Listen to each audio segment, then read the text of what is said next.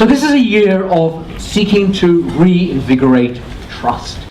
And we see this as being something that's really important in our own lives. I want to talk about building a trusted brand. And I hope that whoever you are, wherever you have come from, whether you're part of this business or somewhere else, you will find this talk helpful in the way in which you look at your life, your business, and the world around you. There are three areas I want to focus on in this short talk. One really is about helping us to understand very briefly what branding is about. Where does it come from? Secondly, and second and third, these are the two main points really, which is that your business is a brand, and also you yourself are a brand. So what is branding? Where does it all come from? Your business is a brand, and you yourself are a brand. The idea of branding, of course, is, I think we're mostly familiar with it. It's really about applying a mark on the hide of cattle, horses, using a hot branding iron. Sounds very cruel, but it does enable people to keep a track of their own herd. So a mark is made in the hide, the strong hide of an animal, and that brand is there. It literally is a brand. It's a mark that's placed on the animal. And our contemporary ideas about branding really began to emerge as a result of the Industrial Revolution, which was sparked off in this country around about the 1740s, went on to about 1860, and spread throughout Western Europe and through to North America. And what was happening was that because more and more people were flocking to the cities, and with the advent of mass production and automation, business was seeking to sell goods, commodities to people, and was seeking to wean them, to draw them away from using well-known, locally sourced and locally produced goods. And so the idea of a brand then became important. So here's an image of Pear's soap, one of the earliest brands, and the brand was literally placed into Pear's soap. We take these things for granted now, but this is when it happened. And of course there are some very familiar, well-known brands that emerged in the 19th century: Quaker Oats, oatmeal, Campbell's soup, Kellogg's, cornflakes, which was just a complete mistake actually, the way it arose, and Coca-Cola, which is really just a strong concentrate which is sold to franchisees who then mix it up with filtered water. We know about all the problems that have taken place in parts of the world as a result of that. But my point is not about that, it's about the idea of branding. So what was happening was that as people were then being sold the concept of, well, this is something, this is familiar, this will help you, may be good for you, then they began to buy more. And of course modern brands, the most contemporary brands, are very well known to us. And here are images of them. And everyone in this room and listening to this talk probably in some way is associated with a brand. Your own business may have a brand, its logo, whatever. And when people think about branding, they think about a number of different complicated things. And people, you can do degrees in this. But there are two things I want to bring out. One is about brand awareness, which is the ability of a customer to recall or recognize the brand. So when you see something, when you see an image, it might just be the image of the logo, or you might hear a jingle. So those of us who were familiar with, I don't know if it's still on television, the hands that do dishes can feel soft as your face, depending on who your face is, of course, with mild green fairy liquid. Do they still do that? No. Well, we still wash up, but we know about this. And a Mars a day? Yes. And do they do that still? Okay. Someone under the age of 20, tell me, what do they do? Laura, give me a brand. Okay, I sprung. But we're familiar. But branding is part of our lives, isn't it? So it's familiarity. It's being memorable. We've got some colleagues here from local estate agents. We won't tell you who they are, but if you see estate agents' boards around the place, you don't necessarily always need to see the name. You may recognize the brand. So that's about brand awareness. Brand trust is about believability, the extent to which people believe what the producer of that brand, of those goods, is saying, which then impacts their conduct. So, can you think of any that impact people's conduct? Can you offer any? Who said Viagra? But ideas like this that come out, you think about things, and yeah, this will make me something. Soaps of different types, things that affect your complexion. I keep talking about ladies now, don't I? But clothes, handbags. Now you're talking. You're saying that will make me feel really good because a really expensive handbag, shoes. Am I scratching where you're reaching, Nikki? Yeah. Handbags and shoes, and that's just the men.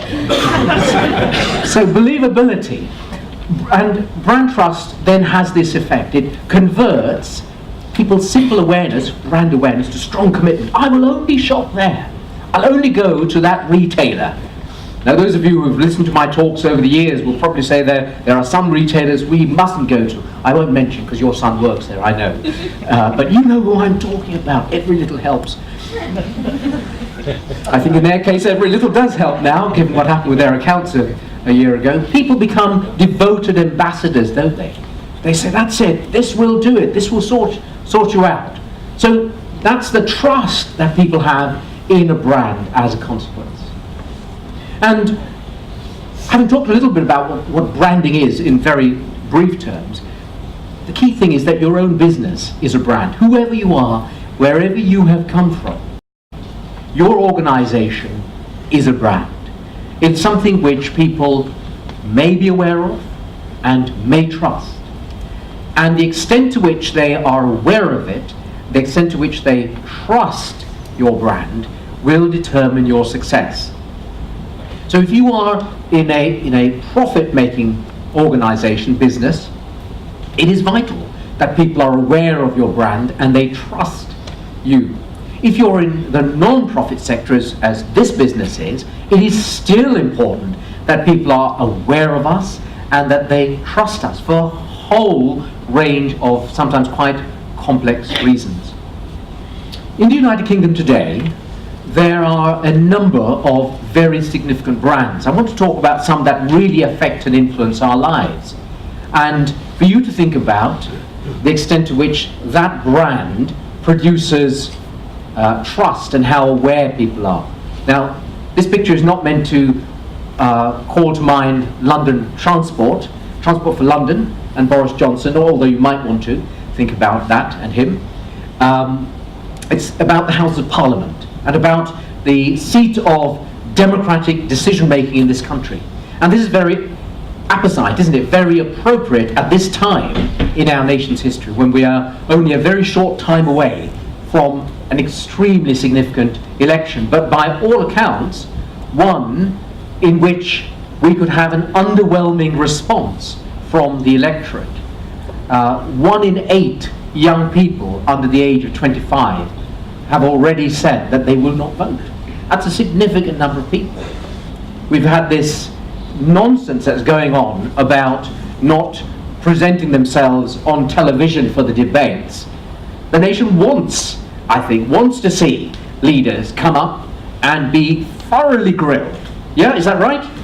In front of the nation's cameras and in front of the people, in order to be challenged. And so the brand of elected politicians in our nation, and especially of our own House of Commons, I would say is pretty weak at the moment. And the extent to which there is awareness, the awareness has been misconstructed. It is of course an extremely significant and important job, very important. But the extent to which there is brand trust is now hugely questionable. Now, I don't want us to have a council of despair here. We're not the kind of people who just criticise. If I had the opportunity to spend an hour with them in a room and we were all locked together, I'd give them some advice about how they could get that sorted out. But at the moment they're not asking me. However, sort it out they do need to do, because the role of an elected MP is extremely significant. It's one that we believe in. The level of suffrage we have, the ability of people to vote, has been hard won in this country. And I think far too often the impression that people in the nation get is that it's treated with scorn. So we need to be thinking about that, and I would invite you and encourage you in the coming weeks, contact your local parliamentary candidates, challenge them, grill them as much as you can about the things that are important to you. Get engaged. It's very, very important. Don't try and solve the country's problems from your sofa with your remote control for your television. Be involved. And if you are one of those 1 in 8 people under 25, I encourage you to get out there, talk to them. The media in general, but the BBC in particular, are another very strong brand. The BBC Trust has a charter and was established as a very noble organisation to educate the people of this country. And it is questionable, we've talked about this before, it is very questionable as to whether the BBC has continued to fulfil that and has an appropriate degree of accountability in the way in which it presents its stories, covers news of all types, and it's questionable as to whether it is truly unbiased or whether a lot of what happens is actually is based on the views and preoccupations and actually prejudices of the people who are running the corporation and specifically in charge of production. Very recently, one of our colleagues, Nigel Hills, our Director of Operations, was on local BBC radio, where he was asked a number of very leading questions about a matter which has subsequently been fully dealt with, actually, in the public domain. But everyone who's listened to that has had to say this was an utterly unbalanced way in which the British Broadcasting Corporation locally conducted that interview. This is very serious, because every one of us here, I suspect, is a license fee payer, and we are entitled. I don't speak of entitlement very much, but when it comes to a matter of contract, either a formal contract or a social or a moral contract, then I will say entitlement is important. We're entitled to certain performance and behaviour by our elected politicians in the House of Commons and the way in which they conduct themselves, and we are entitled to having appropriate respect and courtesy from people like the BBC when you contact them, when you challenge them. Very, very important. Now, interestingly, on just a few days before the general election, Any Questions is being screened from Wisbech, so I'm hoping to be there. And I do have some spare tickets, actually, so if any of you want to accompany me, you'd like to be there for the Any Questions show just before the election, let me know, let Nanette know, and we'll see whether we can accommodate you. But I'm sure it's going to be a humdinger of an Any Questions. So the BBC, the National Health Service, which we all respect and support. I don't think there's anybody in the nation who does not do so.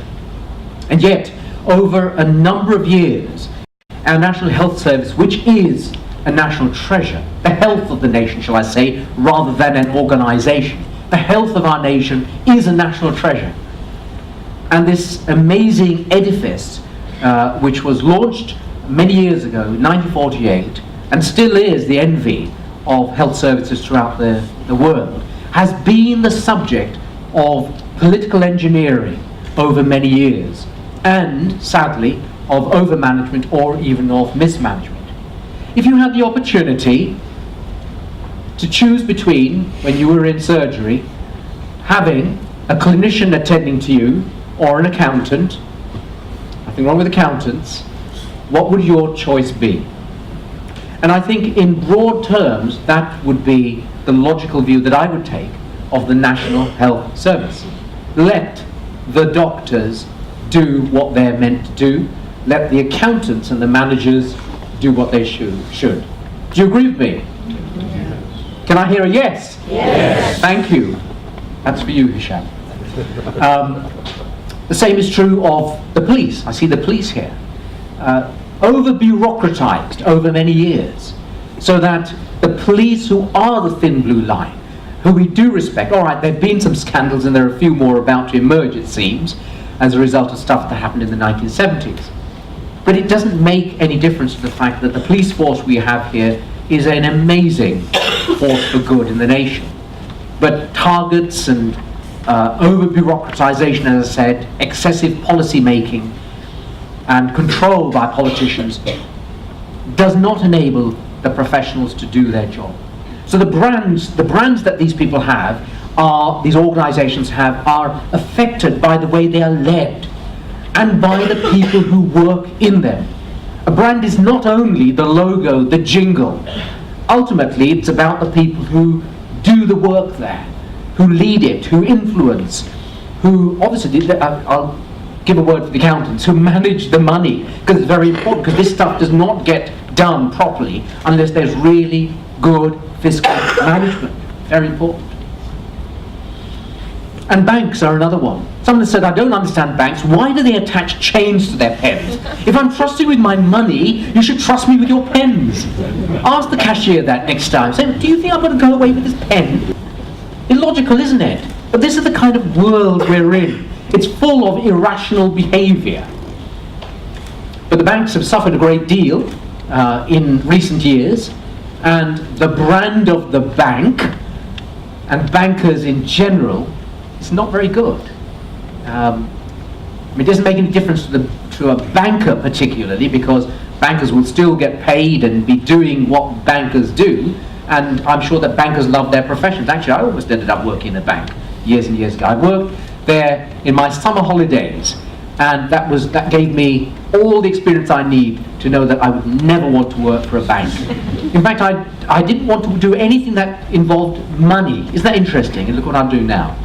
But banks are in that kind of area where their people's brand awareness is very poor. I mean, you think of a brand that really speaks to you of solved problems, something that really works well for you, whatever it is, a tool, something that you use in the kitchen, a restaurant, a mail order firm, and you think of a bank mostly, and they've got a lot of work to do to redeem that situation. So building a trusted brand is a big challenge. It's a serious challenge for all of those, and the ones that I've mentioned are particularly important because they deal with the governance of our nation and with the culture. Because when a nation begins to lose a sense of respect for itself, then chaos is only a short way round the corner.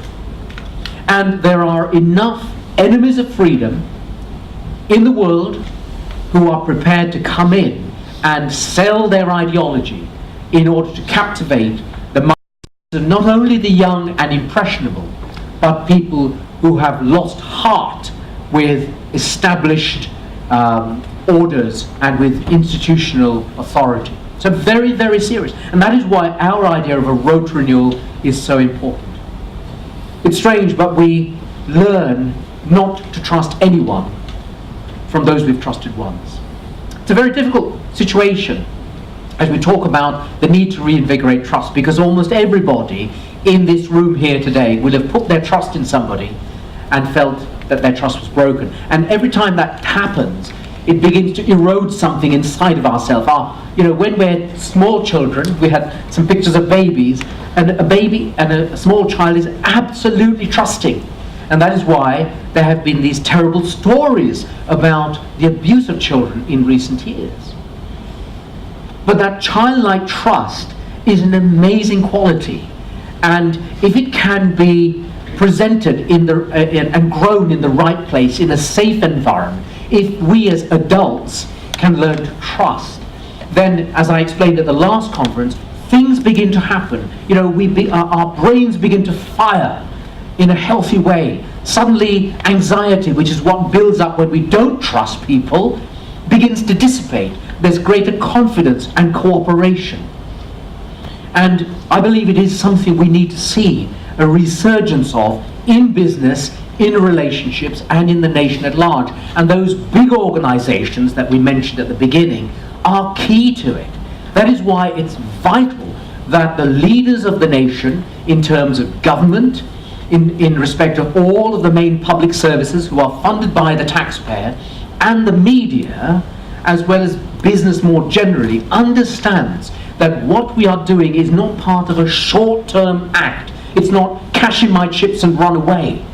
Everything we do affects everybody else, and ultimately it affects us.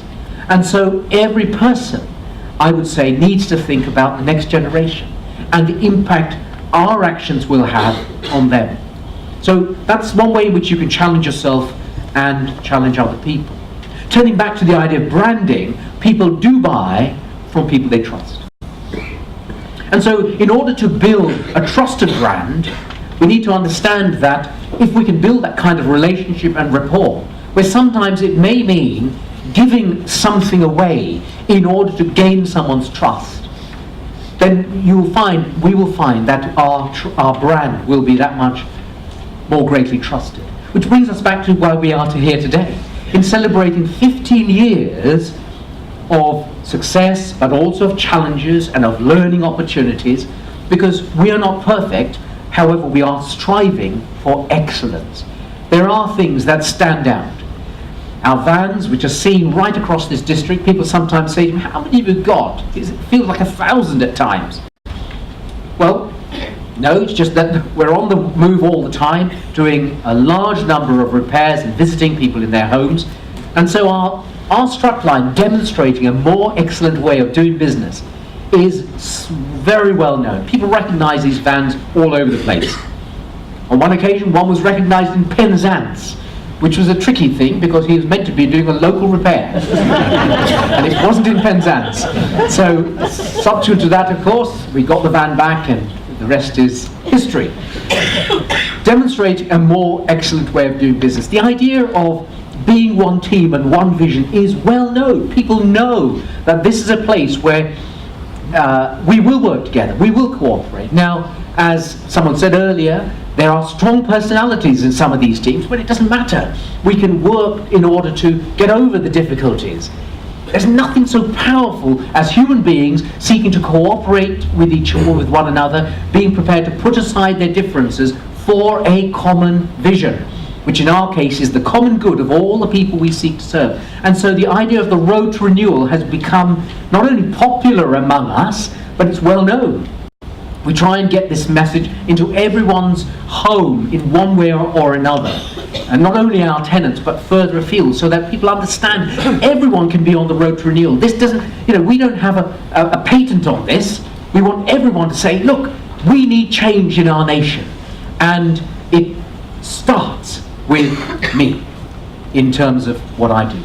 So here are just a few keys to help us to develop and support a trusted brand. Van Gogh said this. He said, I experience a period of frightening clarity in those moments when nature is so beautiful I am no longer sure of myself and the paintings appear as in a dream. My point here is not about us trying to be a great artist, but to seek clarity. And in order to build a trusted brand, there needs to be absolute clarity of purpose. And if you look at those brands that are not trusted, I would say that without exception there is confusion in their minds about what it is they seek to do. Now, of course, in some cases, in the ones that are utterly commercially driven, it may be that they do have clarity of purpose. They've just got the wrong purpose. That's the point. No one is going to trust a brand where someone is known to be in it only for themselves. By contrast, people will trust those who are able to genuinely show that their objective is not to get things for themselves, but to do things for other people. That is why the work of counsellors is so important. I was in local government for 25 years, so there isn't anything that I have not seen about the way in which local government operates. And I've seen people who are absolutely committed to what they do, like the gentlemen who are here today, and there for the good of their communities. And I've seen that people who just want to fly their own personal flag. And I know which of the two is the right kind of purpose. And the second is about values. And this really is important. I'm not talking here about value. That's the problem, that too many organizations, too many businesses, too many people who look only at the bottom line get confused about. It's about why are we doing what we are doing. Now, not every business can have the the extraordinary privilege that we have of being utterly focused on people, their homes, their future, their welfare. Because that really does warm your heart. Some people have to work in places where things are very automated. But still, the business needs to have a sense of its values as far as those people are concerned and the context in which they work.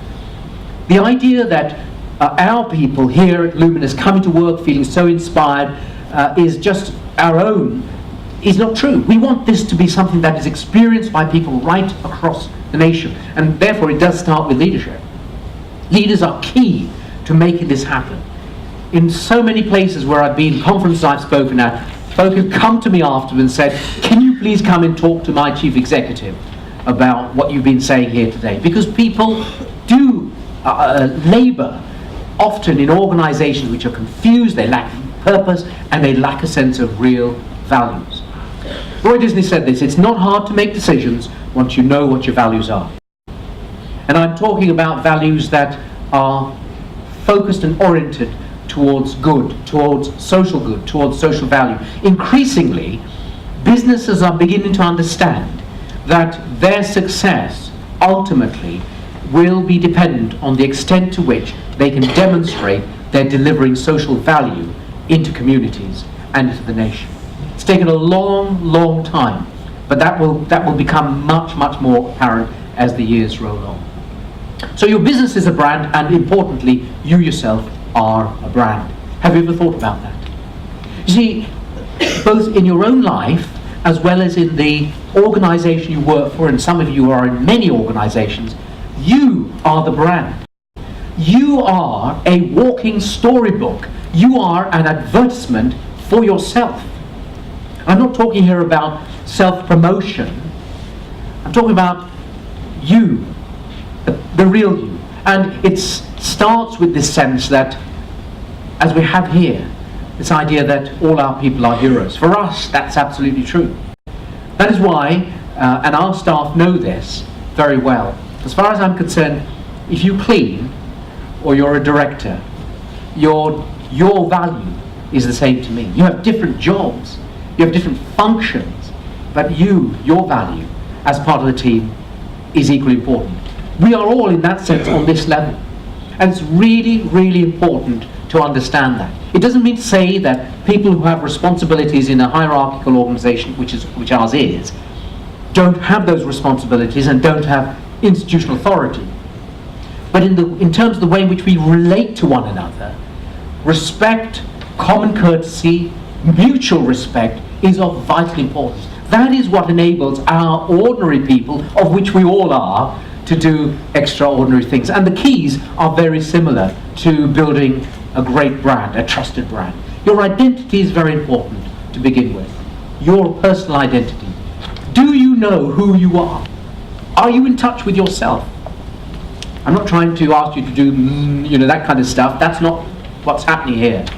Do you have any sense of who you are? Or have you changed so much over the years from the person you once were, because you've had to adapt to be what other people want you to be, or because life circumstances have been so onerous, so burdensome?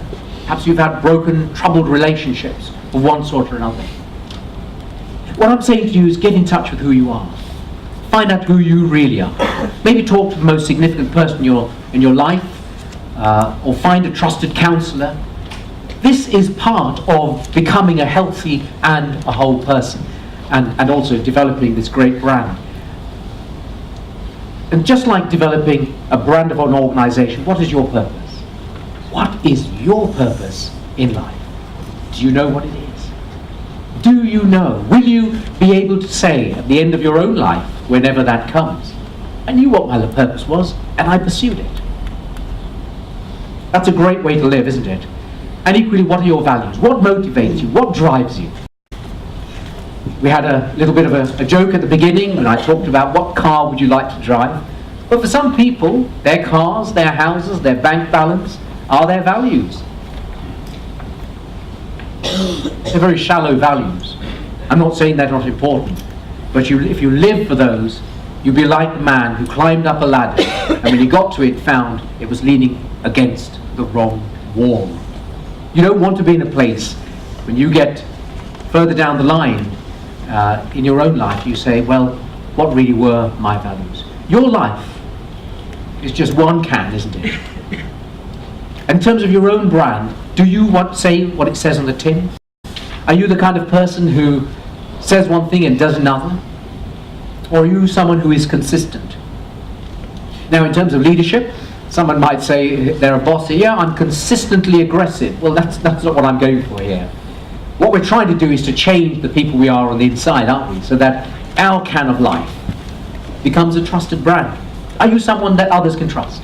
Are you someone that they can come to if they've got an issue, a challenge, a problem, and you'll give them the time? Now, we're all busy people, but you know, just a few moments sometimes a smile can make all the difference in people's lives. So I come to a conclusion. We've been talking about building a trusted brand, either in an organization or ourselves, or perhaps both. And there's something really ironic about this whole area of trust. Someone said you may be deceived if you trust too much, but you will live in torment if you do not trust enough. So somehow we've got to come to a balance in our lives where we recognize, yes, we have been let down, but we want to try trusting again. And in terms of organizations, we don't want to be like these diners. I don't know where this was, but they waited 30 minutes, no service, and they used the brown sauce or the tomato ketchup and the mustard to leave their customer's opinion survey. So the third point of all of this, the first for building a trusted brand or building your own trusted brand, is about purpose. Do you know what your purpose is? The second is about values. Do you know what your values are? And the third is about reliability. Are you the kind of person that everyone else can rely on? Can you be relied on? I've known a number of people in my life who I will never rely on, because I know that they will let me down. But I know also the people I can absolutely rely on.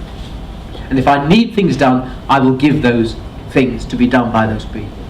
Are you that kind of person? That's a great accolade, to know that other people know you will not let them down. So reliability is very important at an individual level and at an organizational level. Do we run organizations? Do we participate in organizations where we will not let people down? That if someone rings and we say we're going to ring you back, we ring them back. Really important. Where if we say to someone, I'm going to give this to you at 12 noon, if you can't do it at 12 noon, you go and tell them. Very, very important. Purpose, values, and reliability. And if this all seems very confusing and messy, listen to the words of Albert Einstein. Out of clutter, find simplicity. From discord, find harmony. In the middle of difficulty lies opportunity. And I want to give you that as I close, because it does seem like we're in a very difficult situation. You know, we do not know what will happen with this next general election. There's so much confusion. You may be having challenges in your area of work.